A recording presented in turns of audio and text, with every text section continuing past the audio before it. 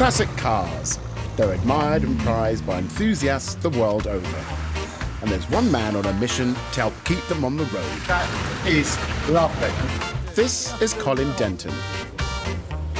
He's passionate about classics and a font of knowledge. Do you know what the best thing for that? Probably some baker foil and some water. One thing all classics have in common, they break down. I've got a problem with a horn. Every time I do a long journey. But Colin has got the solution. Tinker Days. We're saying, come in, we've got ramps, we've got jacks, we've got axle stands. You're actually bringing it into a workshop so that you can repair it and the mechanic can help you to do it. In today's Tinker session, a garage first as Colin gets a special delivery. Is the underside of a milk float dirtier than the underside of a Ferrari? I'm not saying a word. This is just as good as a Ferrari as far as I'm concerned. There we go, yeah. A Hotchkiss Jeep comes in for some very regular maintenance. So even though I changed this fairly recently, it is quite dirty. So it is in need of a change. And Mark saves the day on one of his dream cars, a Lamborghini Diablo SV. That plate has a safety aspect. Now, that wasn't fitted, so he could have gone from first, straight in reverse, and just blown his whole gearbox.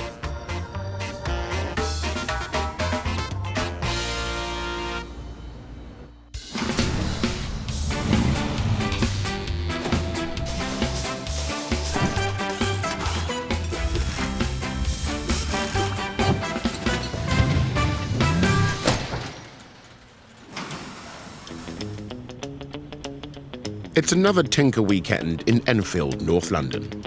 Let's see if we can find a drawer that it goes into. And Colin and his team are making sure all the tools are ready to go. Here we go. The Torx bit. Way back in the day, we only used to have things like, Allen keys. But now somebody's come up with this other kind of fixing called a Torx bit. Very useful tool, that is. It's an old brake adjuster for manual brakes. A lovely array of tools right there. There is something satisfying when you see nice tools nicely laid out. But it's Mark who's most looking forward to one of today's visitors. That's me, acting cool in a Lambo, driving fast. I hear there's a Lamborghini turning up. And if that's the case, I'll be walking around going, oh, I've driven one of these.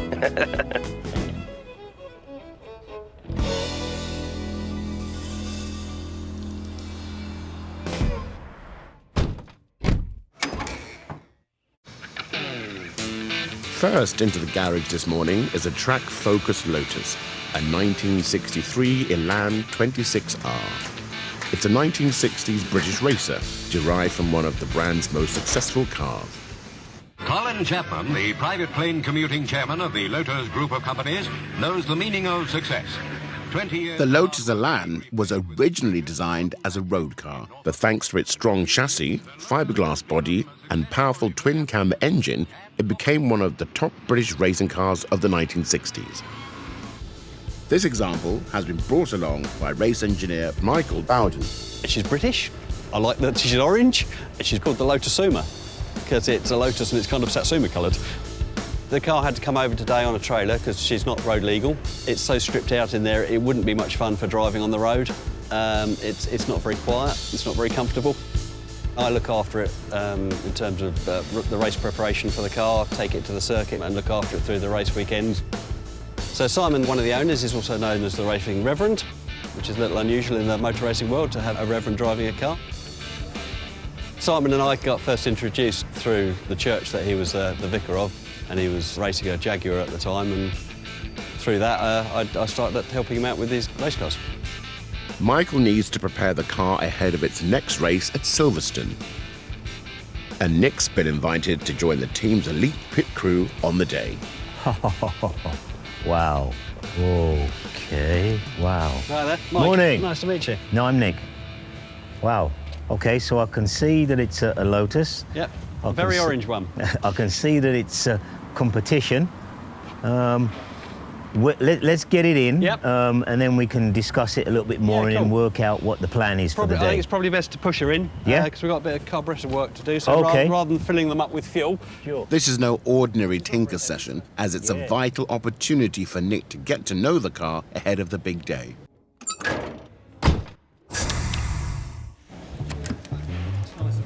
Oh, wow, look at that. Powering this lightweight racer is a Cosworth-tuned 4-cylinder engine with up to 160 horsepower. We need to split the fuel lines off before we take the carb tops off.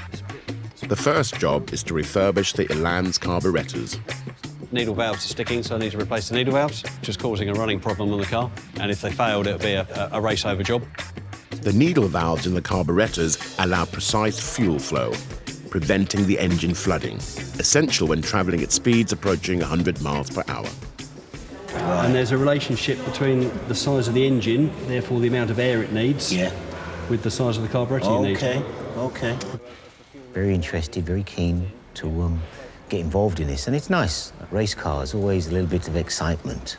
It's sort of like the higher end stuff, away from the basic and mundane. These gaskets look as if they were starting to Yeah, they're go probably a past few their years best. old. Yeah. Michael's bought a replacement gasket kit, so it's a matter of stripping out the old for the new. Old stuff, new stuff. Popping them back in, and a quick check for fuel leaks from the reassembled carburetors. Okay. Before finally firing up the twin-cam engine. Ignition on and the fuel pump. There we go.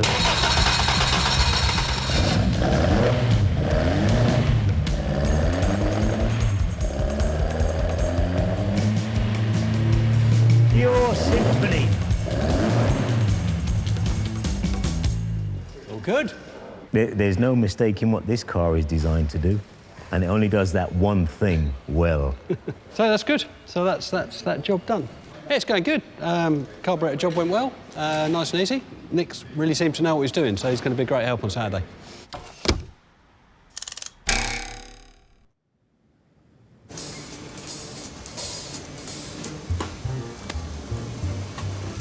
Next to turn up is a vehicle that is used to speeds of a different kind. And is a first for Colin and his team. It's a fantastic piece of nostalgia, a Smith's Quebec milk float. And it's proudly owned by Ella Schoen. This electric float once whispered along the streets, delivering milk to our doorsteps. But Ella has sustainably repurposed it for her own business. I've come to love the milk float, and it's certainly something that brings a lot of joy and nostalgia to people when they see it in the street. You sometimes kind of think, why is everyone staring at me? And then you remember that you're driving a milk float. It's very straightforward to drive. It's a bit like driving a kind of 2.5, 3-ton go-kart, basically. If I can get involved today and kind of get underneath and see what's going on and learn a little bit, then that'll be great. I can see a milk cart. I can see somebody on the other side of the milk cart. Oh, yeah? Hi, you must be Ella. Yes. Ella, I'm Colin. Nice to meet you. How's it going? I'm fine. Well, this is the milk float. Yes. Yeah. This is fantastic. Is it a he or a she? She's called Tara. Tara, the top-up truck. We are a mobile zero-waste shop. We help people cut down on their household plastic packaging, and they refill their jars with things like chickpeas, rice, lentils, things like, sweets and cleaning products and stuff like that. Can I offer you a little treat from the top-up truck? Well, I wouldn't mind some of those sweets. Oh, yeah. Yes. And are they vegetarian sweets? They are vegan sweets. They are without gelatin. Wow. I have never had a vegan sweet. There we are. First time for Don't everything. eat them all at once.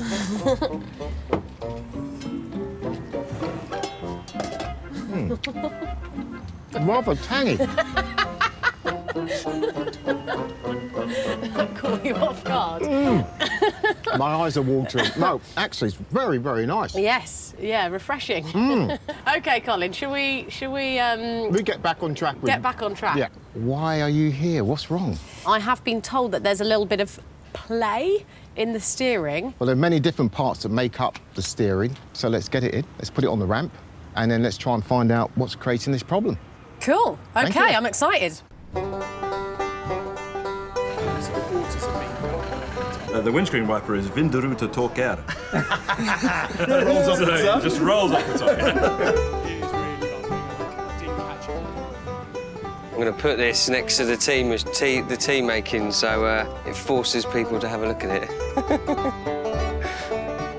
Just shove it in their faces. Look at my Lamborghini! Take prime place for the day.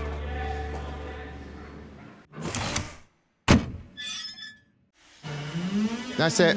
Come to me. On the other end of the speed scale, Ella's milk float is almost ready for Colin's inspection. Whoa, right there. Lovely. Thank you very much. Here we are. Never had a milk float in this workshop. This is one tinker that is working for our community. And for this tinker, we want to make sure that this milk float gets back on the road as quickly as possible. OK, are you ready? Yeah. OK, here we go. Ah! Oh, I'm scared. Colin needs to find the source of the float's unresponsive steering. Hi. Ella? Yeah? Can you wiggle the steering wheel? OK, lovely. He starts with the steering assembly, checking for any excess movement in the track rods and kingpins. Am I rocking too vigorously? No. Spot on. See, nothing is moving here. That track rod in this end has no movement in it, by the looks of it, it's fine. Kingpin's good. I don't think there's anything wrong with it. That's leading us further up the steering chain, back into the vehicle. This vehicle has a steering box fitted. I need to pull this vehicle back down and get inside and have a look to see if that steering box is adjustable. That's better. Hello, you're back. I wasn't loving it up there. There we go. Right. Ella, you can jump out. I can jump out? All right, yeah, brilliant. I'm coming in. Look at the state of my hands. Enjoy. Look at that. Oh, it's a milk float. Is the underside of a milk float dirtier than the underside of a Ferrari? I'm not saying a word. This is just as good as a Ferrari as far as I'm concerned. Right, in I go. Let's... Do you want the keys? I wouldn't know what to do with them if you gave it to me. All right. Colin's next target is the cabin, specifically the steering box, which translates the steering inputs to turn the wheels.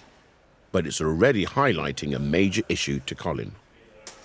So your steering wheel's turning left to right.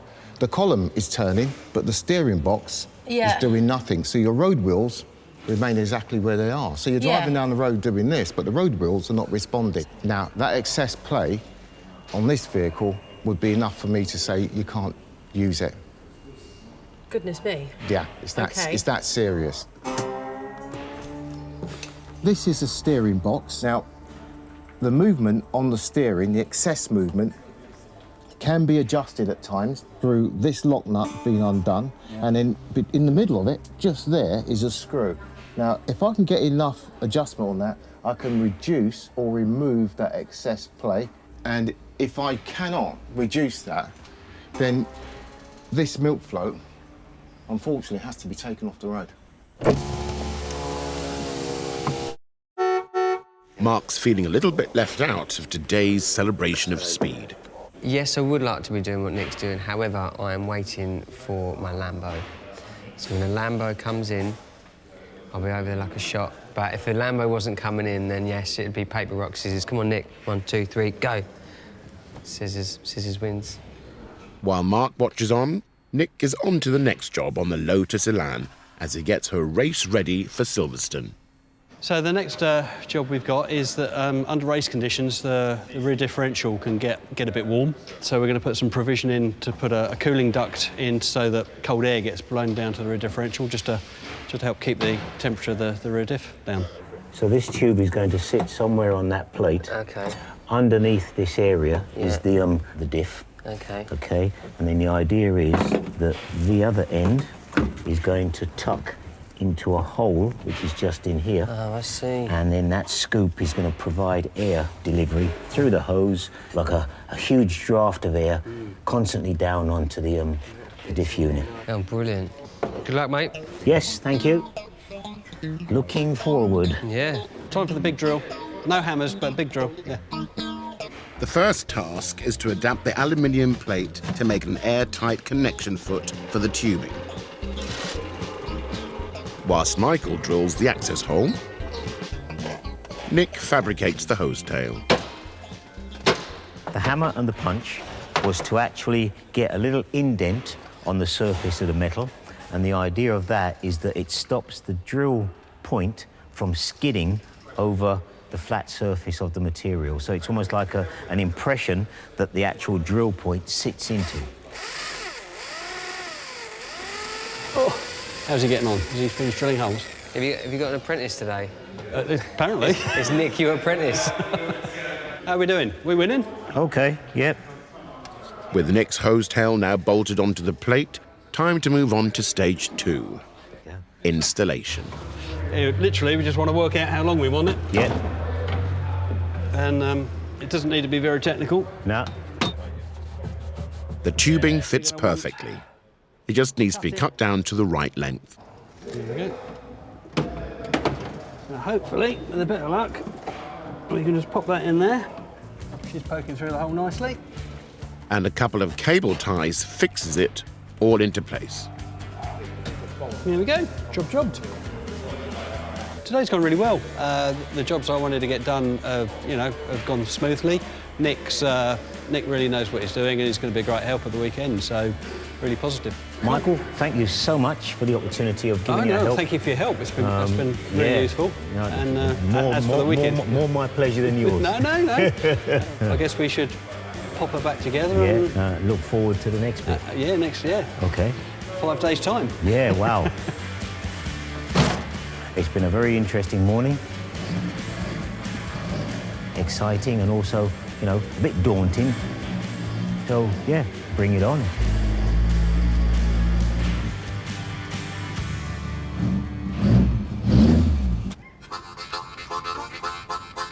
Get rid of the voltage regulator off the bulkhead. But normally that, steering grab.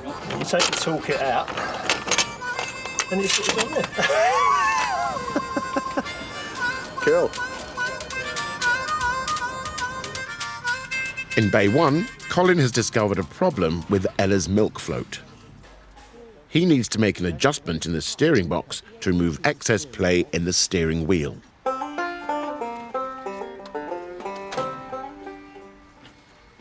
If I can successfully undo the lock nut and adjust the steering box screw, I should be able to remove the excessive play on the steering and make this vehicle roadworthy again. Working on cars are a challenge. They can be quite frustrating. Normally, with a classic, someone's been there before, or 5 people have been there before. They've cut things, they've moved things, they've wired things up wrong, they've fitted things that shouldn't be fitted. So it's about problem solving. Well, what do you think?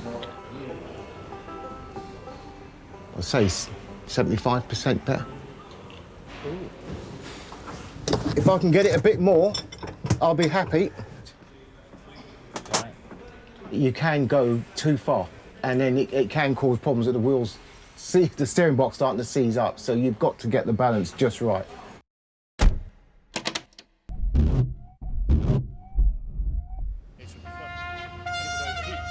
Outside, the much-anticipated yellow Lamborghini has arrived. But there's trouble brewing.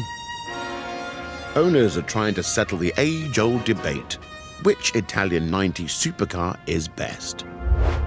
Is it this super rare black 1990 Ferrari Testarossa, owned by collector Peter? Or this special edition 1997 Lamborghini Diablo, owned by real estate developer Amir Chowdhury? Let the battle commence. If you want to be somebody, you buy a Ferrari. If you are someone, You got a Lamborghini. But it's obviously 12 cylinders and old school and noisy and doesn't get driven very far. Both 12 cylinders? Both 12 cylinders. What's your horsepower in your one? About 5, I think. 5, yeah, mine's 510, so quite similar, yeah. But I think this is quite rare. I think there's an auction worldwide. There's not been one sold for over 5 years. I mean, these are quite rare as well. They're about, I think, oh, agreed, yeah. 100 cars built. Sure. With honours even, it's time for a shootout. Does anybody just hold the dog for a minute? Let's settle it up. One rev, we will know. You ready? 1, 2, 3.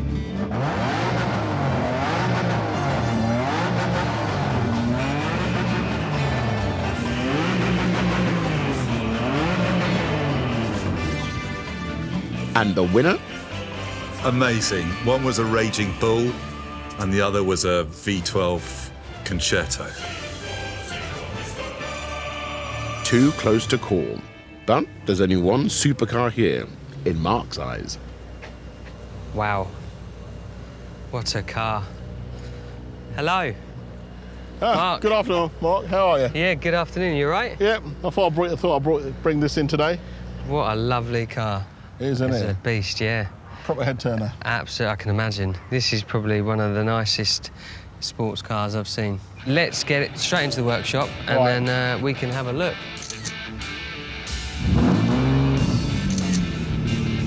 This definite perks of the job. This doesn't happen every day.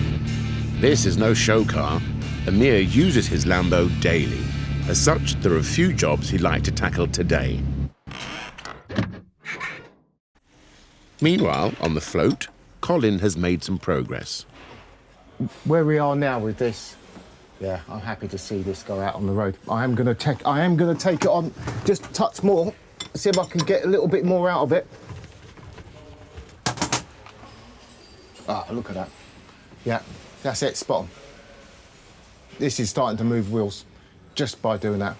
I think she's going to be very happy. Ella was looking pretty upset. This vehicle means the world to her. And I'm going to be so pleased that she's going to be able to get it back on the road and she's going to be out serving her customers tomorrow. But yeah, look at that. That's good. Very happy with that. Ella, wow, I'm so glad you brought your milk float in today. Yes. One, because you are a person that works in our community for our community, which is really, really special to me because that's what we do. But secondly, it had a problem which needed to be addressed really quickly. And if it didn't come in here today, you'd be putting your own self at risk every day you get into that milk float. Yeah. Well, I can say to you, not only did you bring it on the right day, that we have found the problem, we have managed to rectify it, and your vehicle is safe to go back onto the public highway. Oh my goodness. So what have you done? What we've done, let me show you. Sorry, it's quite a lot to... OK. That was a lot to process. I know, very quickly. Come here, have a look. OK. So what I've done is I've adjusted this steering box. So by adjusting the steering box, I have eliminated, I'd say 90% plus of that free play. So now your steering box, when you turn the steering, this arm here moves that way and that way. And your road wheels also move that way and that way. So they are in. So did you do anything with the ball joints and the rod? No, nothing to do with it. No. I'm just going to test them next. Yeah. But the real fault that you came in with really was in the steering box. OK. That's what needed to be done. It's a great relief, but as with any tinker, there's always one more job to do. On the milk float, it's greasing the steering assembly. And to do that, Ella needs to master a grease gun. So shall I just get pumping then? Get pumping. Whee! Oh, it's not easy, that. Go on. Whee! Keep going. Oh!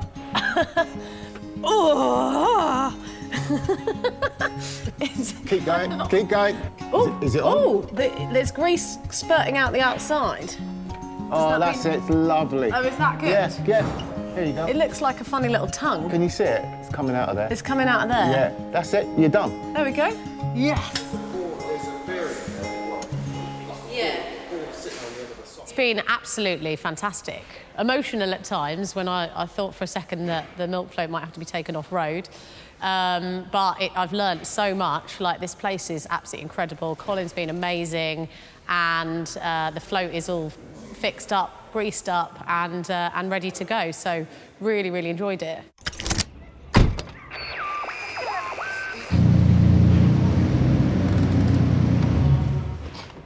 Wow, Amir, that was loud. Yeah, that's quite normal for Lamborghinis. Yeah. They got a presence, the design, the noise, the excitement.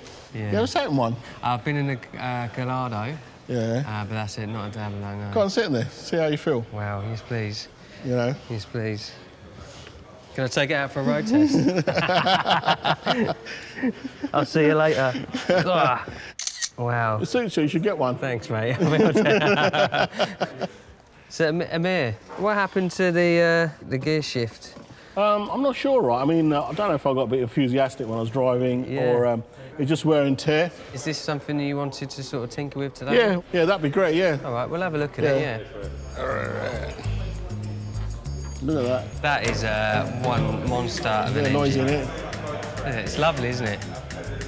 Mark's more fanboy than mechanic right now. This isn't going to fix itself, Mark. This is the type of car that I'd have as a poster on my wall, a toy car. My son has got a toy car of this, you know, and to see it here, it's for me to be close up and for you to bring it here and let me tinker on it with you is fantastic. Speaking of which, let's should we get tinkering, shall we? Let's get tinkering, yeah. OK. If he can find the door handle.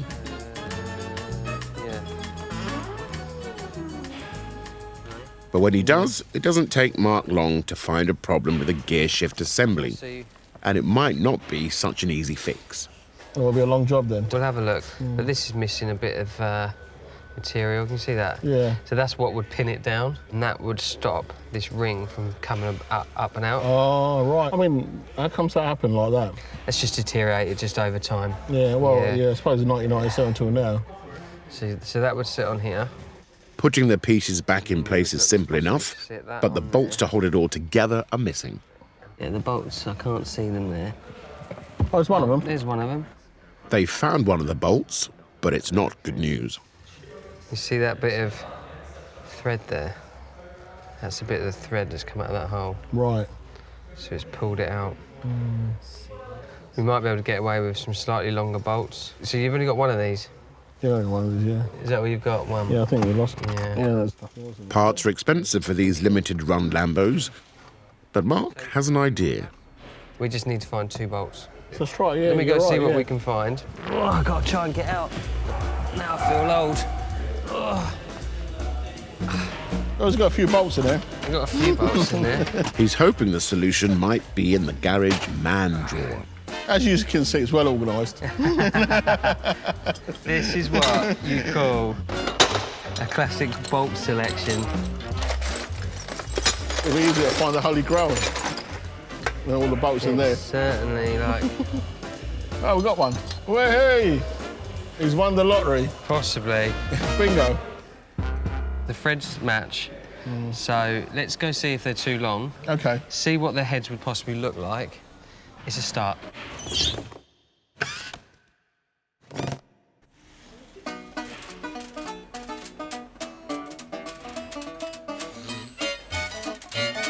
should go woo, and it just goes nah. Everyone's gone in. And as you can see on the end, there's a knob.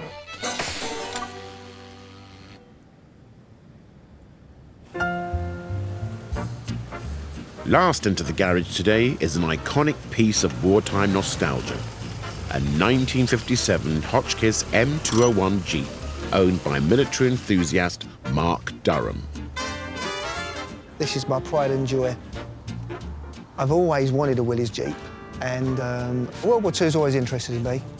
They go up about £1,000 a year in price. It's definitely an investment, but it's not. I didn't buy it for that. I bought it for the reenactment group. We reenact the 101st Airborne, 502nd Parachute Infantry Regiment. It's an amazing experience. We have great times. My son now interested of an age that he can enjoy seeing all the reenactments. The next reenactment event is coming up, but the Jeep requires some crucial maintenance first. As a former mechanic, Mark knows his way around the tools, but with no access to a ramp, he's making the most of the classic car garage's facilities to get his Jeep battle ready. Hello there. Hiya. I'm Nick. I'm Mark. Hi, Mark. Okay, How you pleased to doing? meet you. Yeah, Not good, bad. good. Yeah. So, a Willis Jeep, it's a functional vehicle, isn't it? These were designed to last about 6 weeks. Yeah. That was what they were designed for. I know that the name Jeep comes from, what was it? Just enough essential parts? Yeah, I've heard that, definitely. So what's the plan? What are you I'm only going to change the oil, so I'm not Mhm. going to do too much to it, really, but Yeah. I might want a hand trying to drain that off, really. Okay, yeah. It's not so easy with just two hands. Okay. Going up. From their birth in the 1940s, Jeeps were designed with simple and quick engineering in mind, so repairs could be carried out in the field. India rubber. Love that. So every nut and bolt is easily accessible. So I'm about to undo the sump drain nut and drain the oil.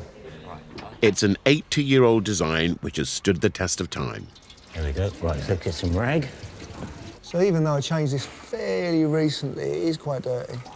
So it is in need of a change. I'm just seeing rudimentary engineering, you know, basic stuff. It only has what it needs to function. And when you think about the fact that it's only meant to last 6 weeks, for it to be, you know, working this long after it was made is fantastic. The remaining oil needs to be drained from the oil filter, and Nick has another simple hack to help. In preparation, I've made up a little special tool that hopefully will limit the amount of oil spillage when Mark loosens the drain plug on the actual oil filter housing. So I'm just going to put it in place now. To me, Tinker Day is an opportunity to demonstrate my knowledge, my experience, and pass on skills to those owners of classic cars who want to get involved themselves.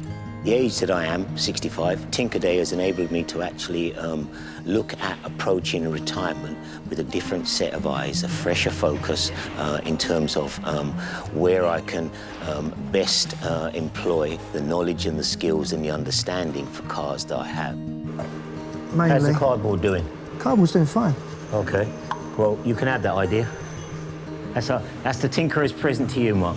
Fantastic. It's almost like a closing off of all of the years of being involved in the motor trade. So yeah, it's a good feeling. It makes me feel like I'm putting my skills to good use. As ever with a Jeep, it's a quick job, whether you're in the field or not. If you can remove your modified catcher, that would be great. Thank you. Yeah, sure. It's done its job. A simple oil change on a simple car, complete. Mark's Jeep is now ready to go and reenact the next battle.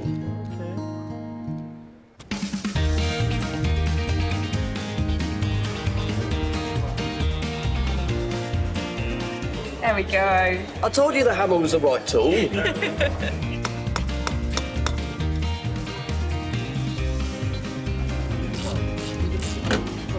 Get the roof done first. In the end bay, Mark is working on Amir's Lamborghini Diablo. I'm just checking the fit is good first. Do you want to put that on first? It's the right way, isn't it? Yeah. In reassembling the gear stick surround, Mark's discovered another vital part that has been missing for some time. So that fits on like that. That then stops reverse, going straight up from first into reverse.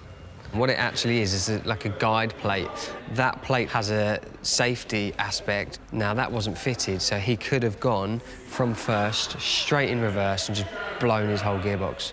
Having reinstated the safety measure, it's now time to see if the bolts Mark sourced are the right size. It's definitely tighter than this side, that one. How's it feeling? It's feeling a little bit loose, I think. Oh, no, it's starting to tighten. Starting to tighten. No, it's getting strong. Right, a little nip, that's it. The bolts that we found for it are actually not a bad fit. You know, it doesn't look too bad. I'm liking this repair so far. You got any wood in here I can touch? That's enough? That's enough. What does the gear stick feel like? Let's put it on. And then put the clutch down. It's not going into reverse now. No, that's what that plate's there for. So that's what that stopper's for. You've got to push it down. That's why. You've got to push the stick down into reverse. Oh. So that stops you from slamming into first. He didn't actually realise that he had to push the gear stick down and go into reverse, because clearly he's not had it working like that for a while. So, I'm really pleased with that. Could have saved him absolutely thousands. So you got to go down. Push it down. And then that's it. There you go. Have you ever had that? Working? No. That's just stopped from going, getting really excited. First, bang, in a second, and you've accidentally ripped the inside of the gearbox out. Yeah, and that's not a cheap fix, is it? No, it's not a cheap fix, but that's much cheaper. Yeah, it's about 15 grand. Fix the gearbox. Are you happy with that? Yeah, thank you. No worries. That was a quick job. That was. Yeah, you're worth your money. Thank you. You can repay me by taking me for a little spin. Yeah. I can throw in a lot of curry if you want.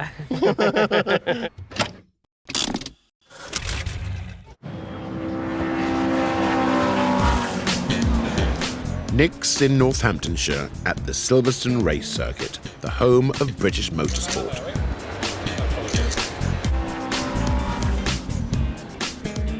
Today, it plays host to the annual classic event, celebrating world-renowned historic racing cars and legendary icons of the sport. But Nick's not just here to spectate. He was invited to join the pit crew for the Lotus Elan he worked on at the classic garage. Actually being here to actually work up close and personal with one of the competitors actually taking part, this is a bit of a dream for me, a dream come true, I should say. Garage 27, this is the one. Hopefully, I will make the grade, as they say, come up to scratch and be as useful as I have been before. Excuse me, morning. I'm Nick. You Simon? I am Nick. Nice to meet you. I understand you're a reverend. I am. Okay, yeah. so is that what this is all about? This is the racing reverend. Okay. Yeah. So I've been a racer longer than I've been a vicar. Okay. So this is my 30th season of racing. Whoa.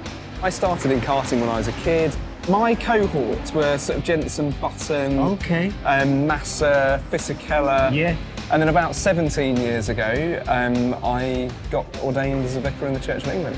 My congregation have more car analogies, and they know the inner workings of a Lotus twin cam and how that might apply to John's Gospel, Okay. Wow. So what's the plan for today then? I mean, I'm here ready and willing and able, hopefully. So the basic plan is there's a few jobs we need to do. Yep. So I think the front right caliper is sticking. Yeah. So I don't think we've got braking on the front right. Yep. Okay. Then we just need to go nose to tail, spanner check it, fuel it, and get her ready to go out. Introductions over, time to prep the car to race. Nick's first job is to fix the sticky front brake caliper, which could be caused by residue buildup. So what I'm trying to do now is deglaze the disc surface to see if it'll free it off. It's a bit of a laborious job, but this is the tried and tested way to get the problem dealt with. One of the things you always look for in a race engineer is somebody who has a really good eye for detail, because everything has to be absolutely spot on. Yeah, he looks like he's got a really good eye for it, so really, really pleased to have him here. Brakes fixed. Gotcha. Time for an equally important job, to check and tighten every single nut and bolt from front to back. There are a couple of bits that have just worked loose, and that's why you spanner check it. So everything's tightened, we're torquing up the wheels at the moment, fuel's in, so yeah, ready for the off. But Nick's attention to detail kicks in for one last job before the Lotus is race ready. Clean windows are important. Things are moving so fast. If the window's dirty, then it's like peering through mist. It's the difference between winning, losing, and at least staying on the track.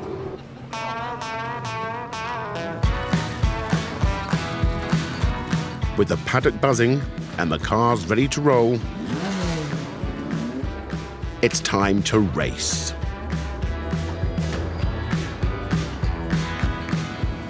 The race has a mandatory pit stop, which is what Nick must be prepared for, as the circuit will push this 60-year-old Lotus to its limits.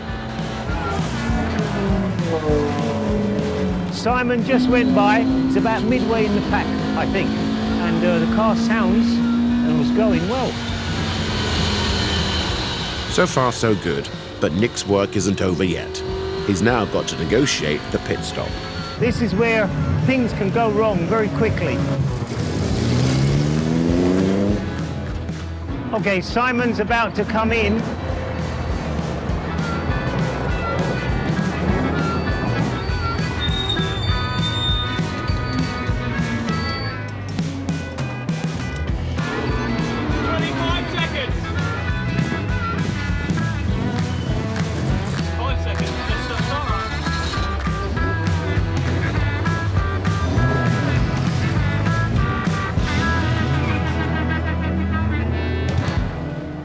Bit nerve-wracking, but thankfully everything went as we expected, and yeah, he's out.